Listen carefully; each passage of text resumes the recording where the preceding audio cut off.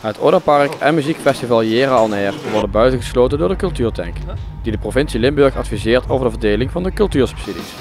De uitsluiting is ongehoord volgens wethouder Anne Thiele.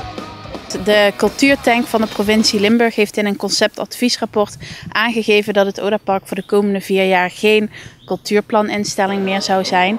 En dat vinden wij onacceptabel, vinden wij niet uit te leggen, snappen wij ook oprecht helemaal niks van. Dus vandaar dat wij ons als gemeente, maar ook als regio's zijn, als Noord- en Midden-Limburg, verzetten ons tegen dat rapport. Het Odapark heeft een aanvraag gedaan, maar ook Jera On Air heeft een aanvraag natuurlijk gedaan. En wat je ziet is dat van alle Noord- en Midden-Limburgse aanvragen er maar 1 Midden-Limburgse aanvraag is gehonoreerd. Ja, dat is wat ons betreft is dat veel te weinig, dat is onacceptabel. En daar verzetten wij ons tegen omdat wij vinden als regio's zijnde, we hebben de afgelopen tijd zoveel geïnvesteerd in kunst en cultuur in deze regio. De provincie heeft daar ook een opdracht toe liggen vanuit Provinciale Staten om daar ook in te blijven investeren en zelfs permanent meer te investeren in kunst en cultuur. En dan is zo'n rapport met zo'n uitkomst is gewoon, ja, dat is dramatisch.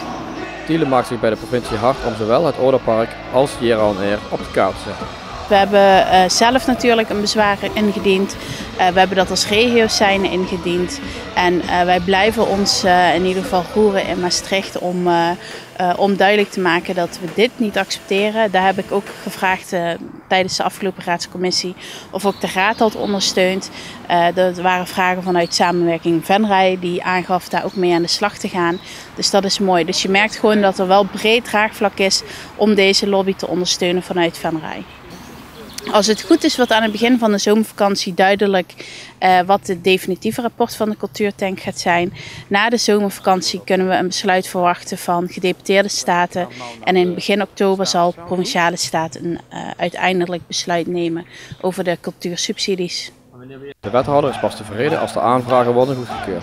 En als onze aanvragen worden gehonoreerd, is ook nog wel interessant. Dat betekent dat nog maar 6% van het cultuurbudget naar Noord- en Midden-Limburg gaat. Dus als dat nou zoveel is, ook niet. Dus we vragen niet veel, we vragen gewoon blijf investeren, doe meer in deze regio. Heb waardering en heb erkenning voor de culturele makers, ook hier in Venray en in de rest van deze regio. Want samen zijn we meer als 1 provincie.